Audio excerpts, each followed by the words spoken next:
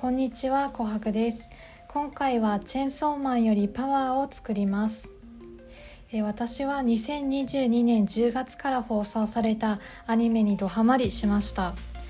今回フィギュアを作るにあたってもう一度アニメを見直しました。全12話あってそれを一気見で5時間弱でした。お盆休みだったのでちょうど良かったです。チェンソーマンをご存知の方が多いと思いますが、簡単に説明します。週刊少年ジャンプで連載されているダークファンタジー漫画で、巨額の借金を抱えた少年が主人公です。父親が残した借金を返済するためにチェンソーの悪魔、ポチタなんですけどを相棒にデビルハンターとして働きます。ある日少年は相棒のポチタと契約して、心臓をもらい、人間でありながら頭と腕にチェーンソーを一体化した、悪魔チェーンソーマンに変身できるようになります。で、考案のデビルハンターのマキマにスカウトされて、で物語が進みます。チェーンソーマンという名前の通りいろんなものを切るわけですが、初めの頃ちょっと血が苦手な私は、見れるかどうか不安でした。でもそんな不安を忘れるほどにストーリーとキャラクターが面白かったです。主人公のデンジはピュアでキスやおっぱいのことばっかり考えているお年頃の男の子で、可愛らしいなと思いました。このデンジとバディを組んでいるのが今回作った魔人のパワーです。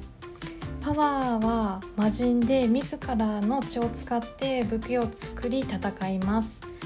パワーは常にポジティブで人をバカにしている感じがあります。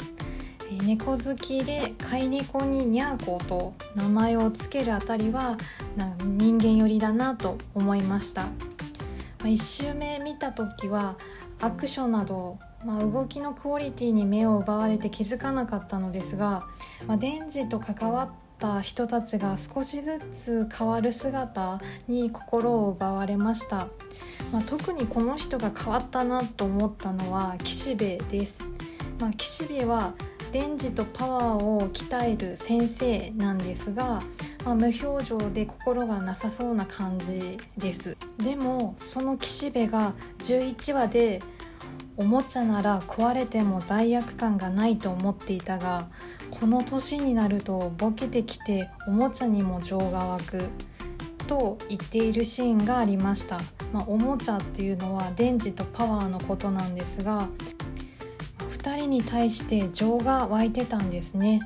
意外でした。マキマはミステリアスでセクシーな女性ですよね。デンジとの毎回のやりとり、ドキドキしました。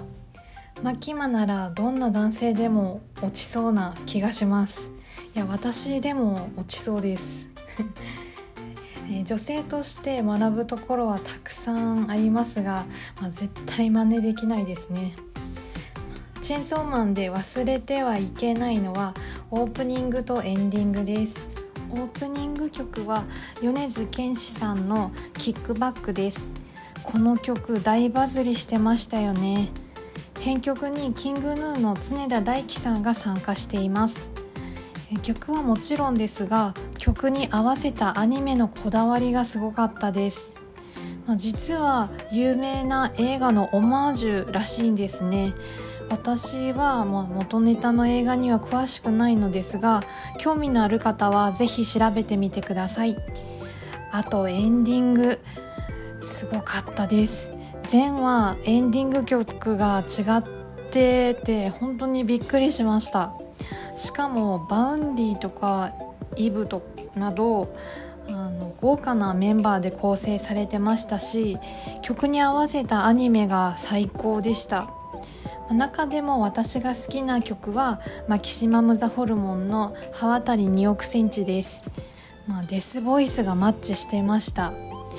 途中ナオさんの優しい女性の声で歌われているところの緩急が素晴らしかったです。